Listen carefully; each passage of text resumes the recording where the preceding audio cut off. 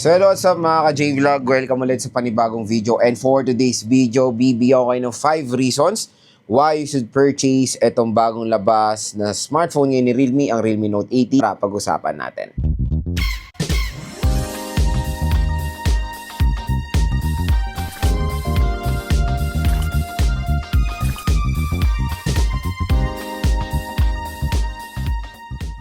So yun mga idol, for today's video, pag-uusapan nga natin itong bagong labas sa smartphone ngayon ni Realme, ang Realme Note 80. So itong smartphone na to is yung successor of course doon sa very popular na Realme Note 70. So bibigyan ko kayo ng 5 rason kung bakit magandang bilhin at kahit papaano itong smartphone na to. Pero syempre depende rin sa presyo niya. Kasi ang presyo nito or SRP nito is almost 7,000 pesos and this is the 4GB of RAM and 64GB of internal storage. Pero yun nga magandang balita sa online dito sa ating product link. So tap mo yung video, view products ito. Merong link dyan or dito sa baba ng ating video may link dyan. Mura at bagsak presyo nyo lang makukuha itong Realme Note 80. Usually pwede nyo itong makuha around 4,000 to 5,000 pesos lang dyan sa online. Ang magandang balita, meron pa yung discount voucher mga idol. Dahil galing kayo dito sa ating video, exclusive lang po yan sa ating video, makakuha pa kayo ng malalaking discount pag binili nyo itong Realme Note 80 dyan sa ating link.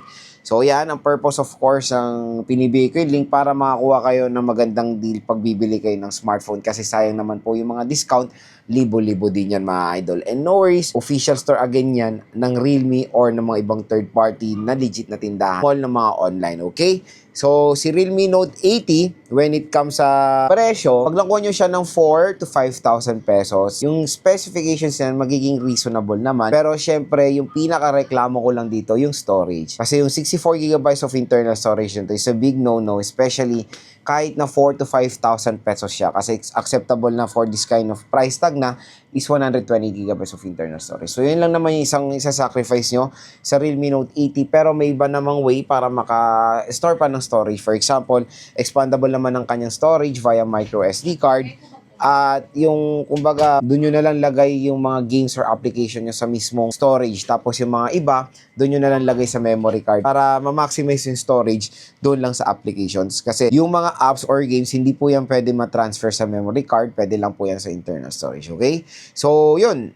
Yun lang yung isang pinaka major disadvantage nitong si Realme Note 80. Pero sa RAM, 4GB of RAM is acceptable pa yan in today's time, especially sa ganitong price tag na 4 to 5,000 pesos sa sale price niya. So first reason why you should buy the Realme Note 80 is of course affordability. Yun nga, isa to sa pinakamura na smartphone na pwede nyo makonsider ngayon 2026 and I know hindi naman po lahat gamers. Ito nare-rectine ko na kayo, hindi po to pwede for gamers ha.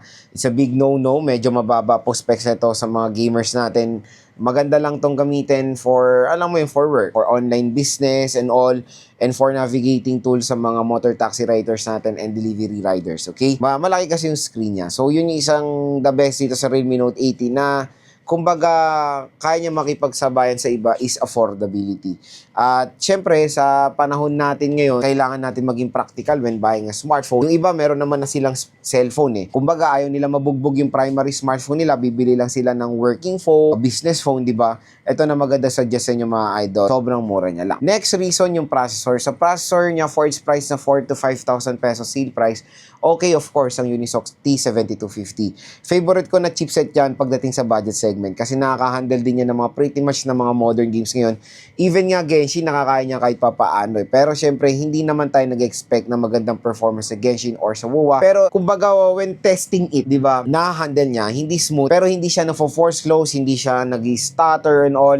Ganon naman ka-convenient yung Unisoc T7250. Kaya for its price of 4 to 5,000 pesos, bagay na bagay po yung processor na yan. Kaya, kumbaga, mga ano lang, social media, gagamitin nyo sa school, Waze, Google Maps, ayan, hindi po mabagal ito. Opening of apps, hassle-free tayo dito sa Realme Note 80. Third reason, mga idol, the battery. Yung battery neto is napaka-solid, 6,300 mAh battery capacity. Biruin mo, 4 to 5,000 pesos, pero ang laki ng battery capacity. Yan na rin ang isa sa nakikita nating innovation ng major brands ng smartphone, battery. Yan yung parang binabago nila ngayon 2026 kasi almost lahat isa sa 6,000 mAh battery capacity. Pero ito, grabe, napakamura.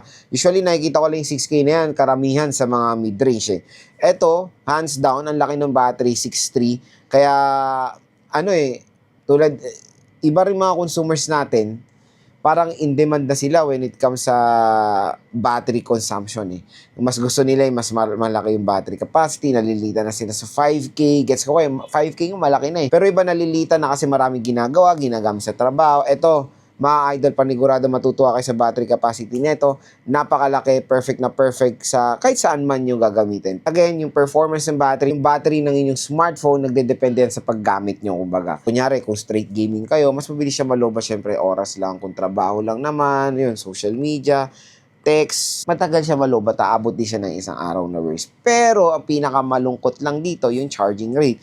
So, ang charging rate nito is 15 watts. Mabagal po yan. Mas mabagal pa yan sa pagong. Kaya, yung 15 watts sa 6.5, siguro mga 2 hours, 30 minutes to 3 hours bago nyo ma-full charge itong Realme Note 80. Maghanda na kayo sa slow charging nito. Handa na kayo sa slow charging nito, at least aware na kayo. Pero, the battery performance, superb naman for me. Next, yung display niya. In fairness for the display, even though it's, notch display, malaki rin naman yung display quality niya, mga idol. Ayan, ang laki. 6.7 inches, and karamihan din ng mga consumers natin naghahanap ng merong malaking screen size.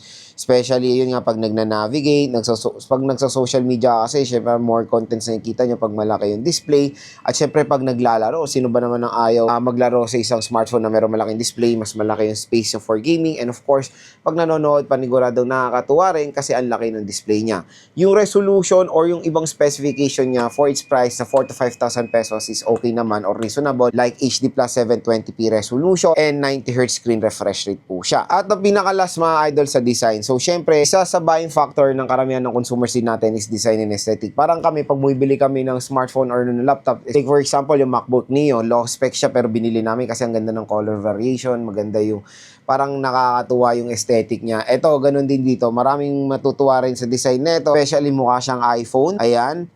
Lalo na parang may silhouette siya ng 17 Pro Max dito, di ba? Pero I know hindi nagpauso niya 17 Pro Max, pero ang nagpa-hype ngayon is 17 Pro Max. Yung ganyang mga may silhouette na, alam mo yung ganito. Yan, yung ganyang kalaking mga modules. Even yung jelly case na ito, tingnan nyo naman, ang laki nung cutout para lang ma-resemblance sa itsura ng 17 Pro Max. Pero ang uso talaga nito is Poco. Ang nagpa-hype ngayon is iPhone. Pero design and aesthetic naman ng Realme Note 80 for me is okay. Maganda siya. Even yung color, malamig sa mata, magandang tignan. Kaya for me, catcher din itong design nito si Realme Note 80 pag ginagamit nyo to. For example, sobrang layo. Akalain nung iba is iPhone gamit nyo dahil sa kanyang camera module. So, design and aesthetic for me is perfect 10. Maganda rin yung overall form factor and ergonomics nito. Biruin mo, 6,300 mAh battery capacity siya. Magkaan at manipis din naman si Realme Note 80. So, yun mga ka-J-Vlog ang ating 5 reasons why you should purchase the Realme Note 80 ngayon 2026. Isa sa pinakamura na maganda yung option nyo ngayon 2026 is ito. Syempre, ang pinaka-disadvantage lang nito is the storage itself. Pero yung mga ibang specifications niya naman, like yung Unisoc T7250 processor is okay for its price. Kaya yun, kung lang kayo 64GB, definitely it's a big no-no kayo dito sa smartphone na to kasi medyo kulang talaga. And wala tong 120GB na option, 64GB lang.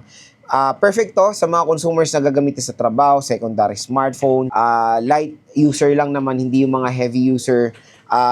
Kung naghanap lang kayo ng secondary smartphone, ito na maganda ring the best para sa inyo ang Realme Note 8. Kaya kung interested kayo dito sa smartphone na to, tap mo yung video, view products, mura at bagsak presyo nyo lang tumukuha itong smartphone na to at dyan na kayo bumili sa ating link dahil meron pang naghihintay sa inyo additional discount voucher dyan sa online na makakuha kayo ng napakalupit na mga discount pag galing kayo dyan sa ating link. And no worries, yung discount yan, automatic na po yan madi-discount pag checkout.